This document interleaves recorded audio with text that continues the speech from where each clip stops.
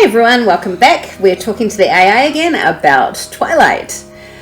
And the first question we wanted to ask today was, is Rosalie's resentment towards Bella justified or just selfish? Rosalie's resentment toward Bella is largely selfish. While Rosalie's traumatic past and her longing for a human life are understandable, her anger at Bella for choosing to become a vampire ignores Bella's own desires and autonomy. Rosalie projects her own regrets and feelings onto Bella, which is unfair, as Bella's choice is driven by her love for Edward and her own sense of belonging. Rosalie's inability to see beyond her own experiences and empathize with Bella's perspective makes her resentment more about her own unresolved issues than any real justification. Yeah, but I mean, I think older people, older Twilight fans might empathize a bit more with, and especially if they've had a certain kind of background where, you know, you've wanted desperately to have a baby and then were unable to, how you wouldn't want someone to throw away that chance and regret it later. But, yeah. Yeah. And I mean, a lot of her resentment was, we found out in Midnight Sun, Yeah. That Bella was pretty and Edward likes Bella. Yeah, that and was just he didn't ridiculous. like Rosalie. Yeah. Like, Rosalie doesn't even like Edward. Honestly, Midnight Sun was very unflattering to Rosalie. It was much worse than any of the other books. Yeah. Yeah. Next question is, give me some trash talk that Jacob can use on Edward. Here's some trash talk Jacob could throw at Edward. For someone who's lived over a century, you sure don't act like you've learned much. Well, You keep reading minds, and I'll keep reading the situation. Bella's always looking at me. You think being immortal makes you wise, but it just makes you old. Your version of a good time is watching Bella sleep. Creepy much, Dracula? I may be a wolf, but at least I don't treat Bella like she's made of glass. You've got the cold dead stare down. Too bad that's not actually attractive.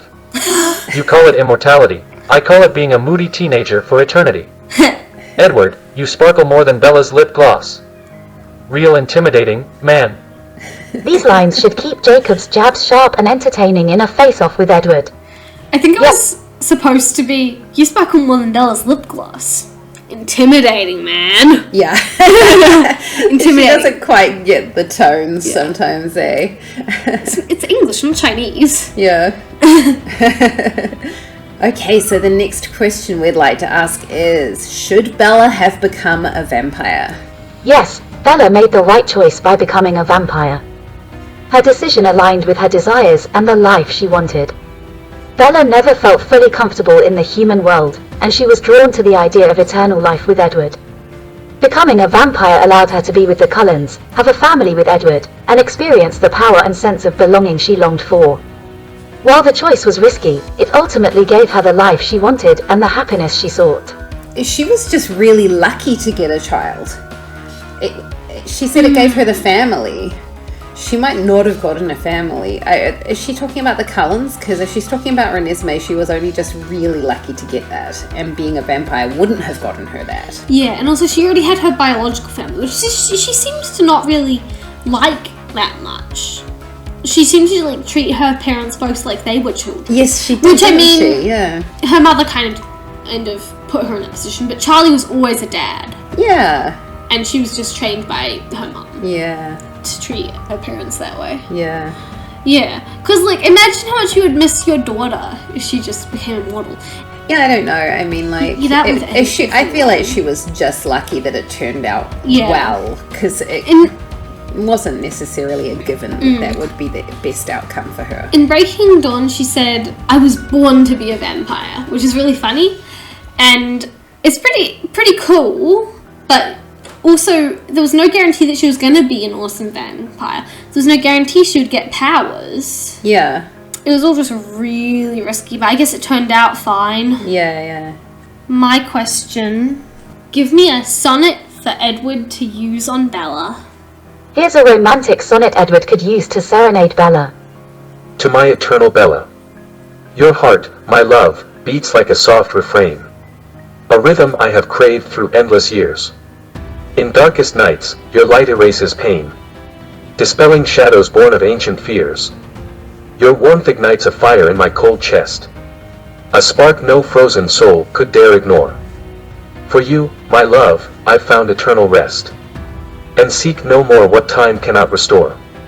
The stars may fade, but you will always shine. Your beauty, far beyond the moon's soft grace. In life or death, forever you'll be mine. A love eternal, time cannot erase. So take my hand, we'll face the night together, and dance, my love, through endless dawns forever. This sonnet captures Edward's undying love and admiration for Bella, reflecting his immortal devotion. Did you just dribble on my foot? Something dripped on it. That's so weird, I did! Hang on, it's your hair, it's your hair. Okay, so that's a good time to end. Hope you enjoyed this one. Thank you for watching. Please click like and subscribe and click on the notification bell so you'll always be notified when we have something new.